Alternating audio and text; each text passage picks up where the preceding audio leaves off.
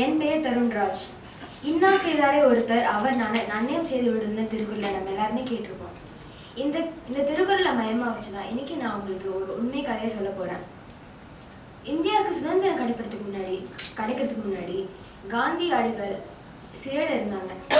அவங்க ரொம்ப நாள் சிறையில் இருந்ததுக்கு அப்புறமா அவங்களுக்கு ஒரு நாள் விடுதலை இருந்தது. அன்னைக்கு ஒரு காவல் அதிகாரி காந்தி அடிகள் சென்று, ஐயா, இன்னைக்கு உங்களுக்கு விடுதலை நாள், நீங்கள் செல்லலாம்னு சொன்னாங்க. அதுக்கு காந்தி அவர்கள், சரி, ஆனால் எனக்கு ஒரு பரிசு பொட்டலம் இருக்கு, இது நான் இந்த வெள்ளைக்கார அதிகாரியிட கொடுக்கணும்னு நினைக்கிறேன் அப்படின்னு சொன்னாங்க.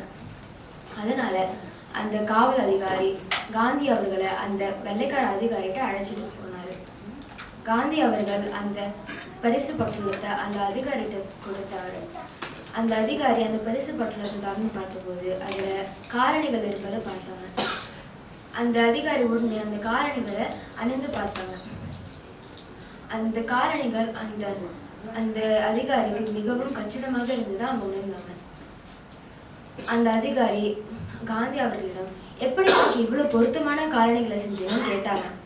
அதுக்கு காந்தி அவர்கள், நான் இதுக்கு முன்னாடி இந்த சிறையில் இருக்கும்போது நீங்க நம்ம காலெல்லாம் நெட்டி உழைச்சிங்க, அப்போ உங்க காலுடைய அச்சு என்னுடைய உடையில பதிர்ந்திருந்தது, அதை வச்சுதான் நான் உங்களுக்கு இந்த காலணியை செஞ்சு கொடுத்தேன்னு சொன்னாரு.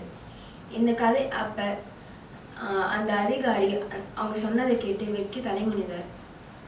இந்த கதையிலிருந்து நம்ம இன்னா செய்தாரே ஒருத்தர் அவர் நன்னயம் செய்து விடல்னு திருக்குறளை நன்றாகவே தெரிஞ்சிருக்கலாம். அதாவது ஒருத்தவங்க நம்மளுக்கு என்னதான் தீங்கு விளைவிச்சாலும் நம்ம அவங்க வெட்கப்படுற அளவுக்கு நம்ம அவங்களுக்கு நல்லது செய்யணும் இந்த திருக்குறளை இந்த கதையை சொல்ல வருது. நன்றி, வணக்கம்.